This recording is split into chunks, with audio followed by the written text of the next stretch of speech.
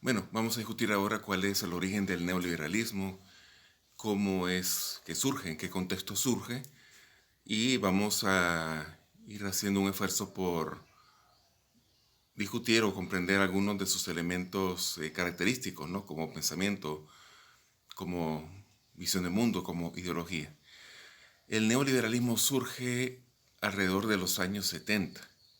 Es una concepción económica que va a plantear la reducción del Estado a un papel mínimo en virtud de la privatización de una serie de activos económicos del Estado, pero también de recorte de gastos significativos en educación, en salud pública, en ayuda a la vivienda, en asistencia social, etcétera.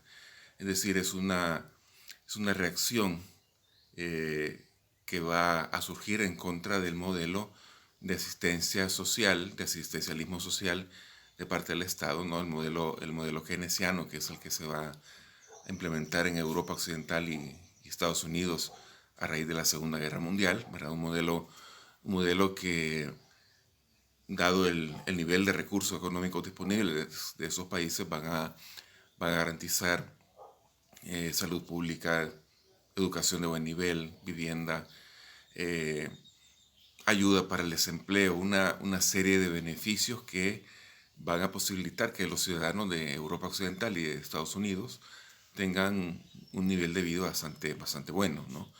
Obviamente esto también se da en el contexto de la confrontación entre Estados Unidos y la Unión Soviética, se da como una forma también de ir quitando, ¿no? O de ir eliminando las causas de descontento social entre la clase trabajadora.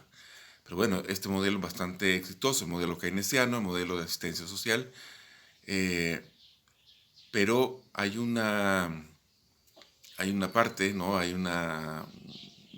Un grupo importante en las élites económicas de Europa y los Estados Unidos que va a empujar por un tipo de modelo donde todos estos beneficios sociales se corten.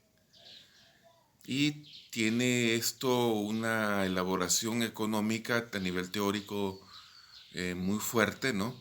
Un esfuerzo, pues, teórico, ¿no? De parte de un grupo de economistas de la llamada Escuela de Chicago, ¿no? Los Chicago Boys, con Milton Friedman a la cabeza, eh, que van a articular toda esta concepción en términos económicos, ¿no?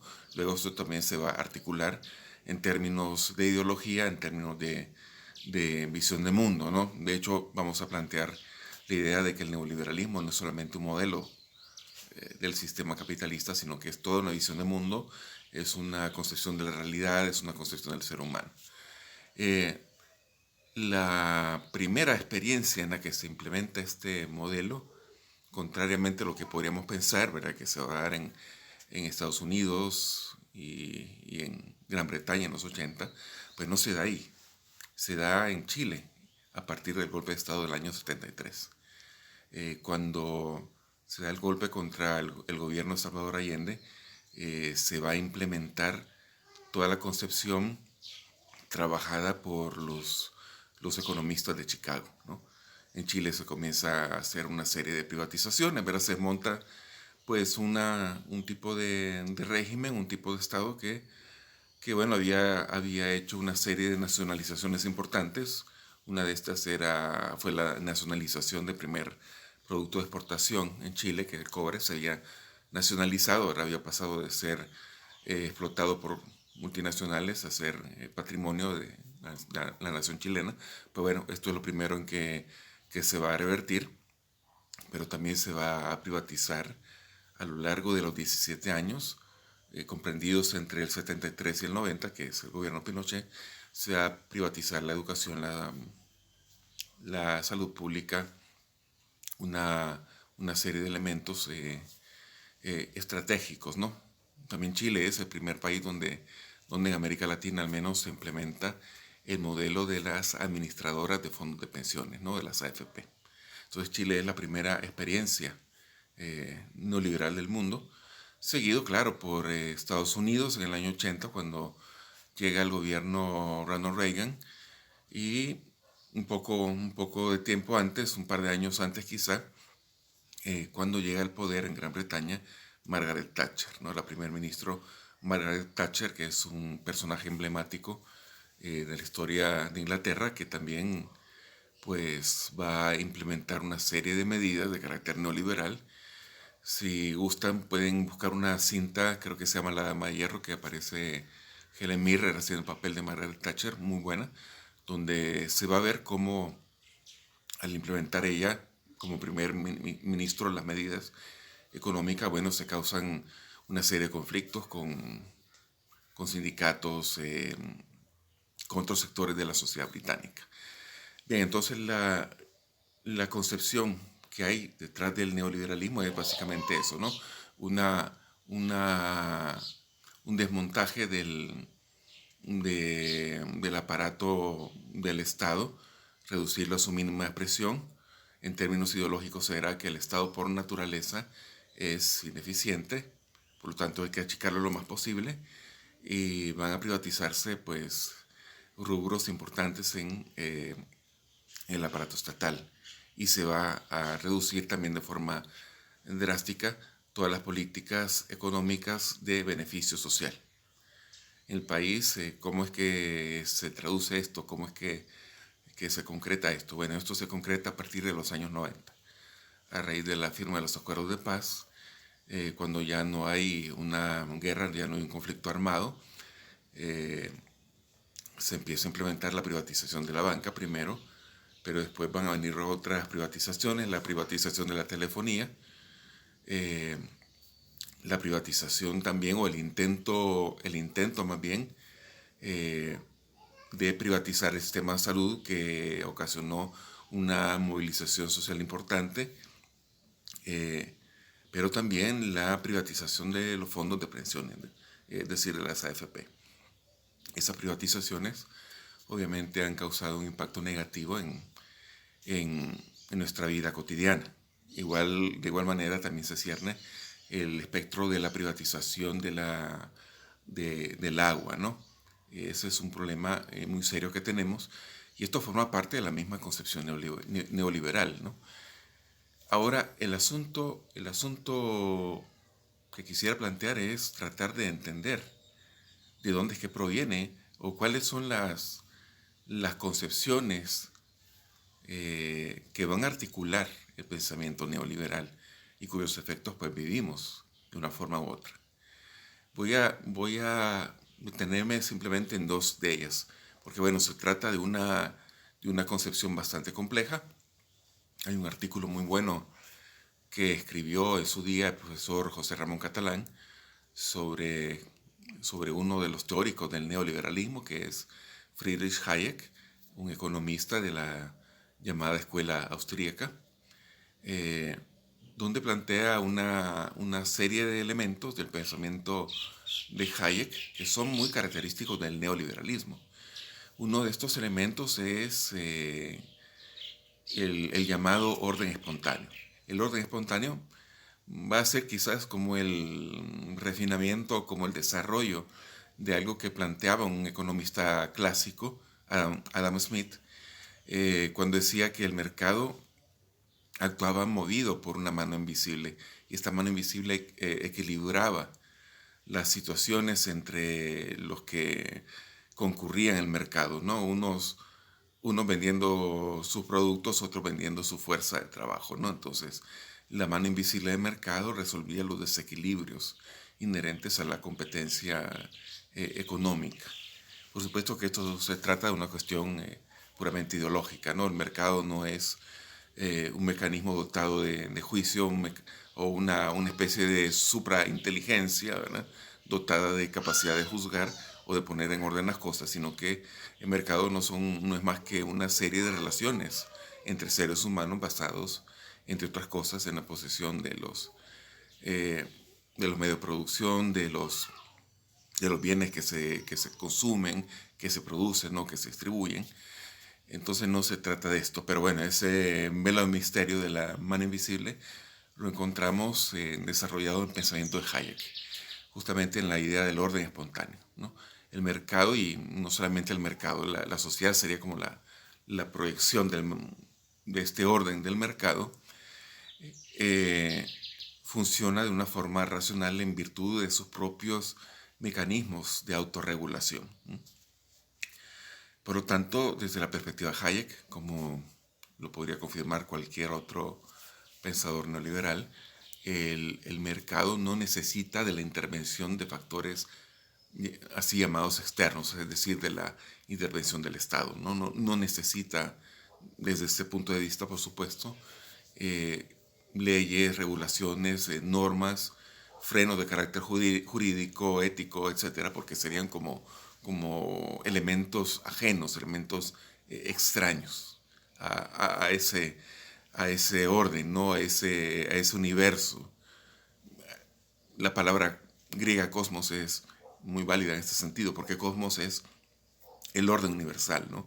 Entonces el mercado sería un cosmos, sería un orden universal que no lo fija nadie en particular, sino que se da de una manera espontánea, según Hayek.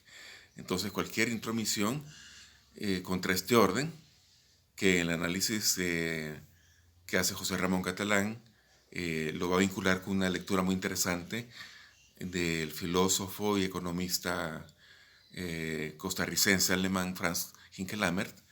El orden espontáneo del mercado aparece como una versión laica del orden supremo del universo, ¿no? Ese orden que ha creado Dios, y es un orden perfecto. Entonces la lectura que hace Hinkelammert de Hayek, pues lo que vemos es una concepción religiosa del mercado, ¿no? El mercado es el orden divino, es un orden perfecto, no necesita regulaciones, no necesita ningún tipo de control o de reforma, sino que él mismo se va corrigiendo de manera espontánea. Y claro, cuando un elemento externo, es decir, un régimen, por ejemplo, un gobierno intenta poner regulaciones en el mercado, ya no digamos, reformar todas las relaciones económicas en base a la competencia despiadada del mercado, etc. Desde la lectura pues, que hace Hayek, bueno, hay consecuencias negativas, ¿no? Otro de los teóricos neoliberales, un filósofo austríaco, también muy interesante su planteamiento de epistemología, por cierto, que es Karl Popper, va a plantear que la consecuencia de fallar a ese orden es el camino de la servidumbre, ¿no? El camino de la servidumbre sería todo tipo de modelo político y económico basado en la intervención del Estado, que él automáticamente, como lo hacen todos los neoliberales, va a poner en el mismo saco cualquier forma de intervención estatal, el mismo saco de socialismo, comunismo, va a ser para ellos las mismas cosas, ¿no? Aunque el intervencionismo social obedece a diferentes factores, no necesariamente obedece únicamente a una aspiración de implementar el socialismo en un país, ¿no? De hecho, si nos vamos a las fuentes históricas, una de estas fuentes, una fuente también muy importante en toda la constitución de esa gran potencia industrial que fue, que es todavía, ¿no? Pero que fue en su momento la primera gran potencia industrial, que fue Inglaterra. Una fuente de documentación histórica se encuentra justamente en el capítulo del Capital, de primer tomo, donde Marx va a hablar de la acumulación original. Ese capítulo, que es, pues, como decía Feynman, es un capítulo muy, muy ameno para leer, pero también tiene muchos puntos de reflexión interesantes, aborda precisamente eso. ¿Cómo es que se da la acumulación originaria en Inglaterra? La acumulación originaria de capital se da en virtud de que interviene el Estado inglés en diferentes periodos históricos y va a barrer con lo que queda del sistema medieval, es decir, con los pequeños propietarios, ¿no? Con los campesinos que tienen pequeños terrenos. Va a expropiarlos, y estos campesinos en tierra se ven obligados a trabajar por una parte y las tierras pasan pues a manos de los dueños del poder económico. Entonces sí que hay una intervención del Estado. Y justamente la intervención del Estado es la que va a garantizar esta acumulación originaria. En El Salvador, por ejemplo, quizás no tanto la acumulación originaria, pero sí, digamos, el salto de la economía de monocultivo basada en el añil a la economía de monocultivo agroexportadora basada en el café, se da a fines del siglo XIX en el marco de las llamadas reformas liberales. Y se da en virtud de que el Estado salvadoreño le quita la tierra comunitaria a los campesinos que viven en terrenos que tienen vocación para el cultivo del café. Entonces, bueno, estas tierras pasan a manos de los cafetaleros y los campesinos sin tierra son reclutados para trabajar en sus antiguas tierras como jornaleros, ¿no? Como personas que cultivan o que recogen el café, ¿verdad? Y los que no quieren hacer esto, los que se rebelan, bueno, van a ser castigados, van a ser juzgados por el delito de vagancia, ¿no? Es una figura jurídica que va a durar bastantes décadas en el derecho salvadoreño. Entonces vemos que hay una intervención del Estado, ¿no? Como también lo habrá acá en los años 90, una intervención del Estado para la privatización de los diferentes actividades o rubros económicos que interesan pasar a manos privadas. Y esto será lo que va a conformar ese orden espontáneo, ese orden perfecto, ¿no?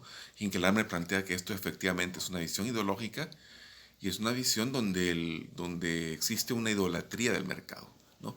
El mercado se vuelve una especie de Dios, pero es un Dios falso, ¿no? Un ídolo ante el cual cabe hacer cualquier sacrificio.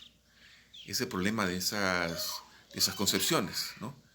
Que incluso van a ser planteadas con un ropaje científico, pero pues si hacemos un poco de esfuerzo por entender de dónde provienen los planteamientos, vamos a encontrar que la más de las veces estos planteamientos son pura y simple ideología.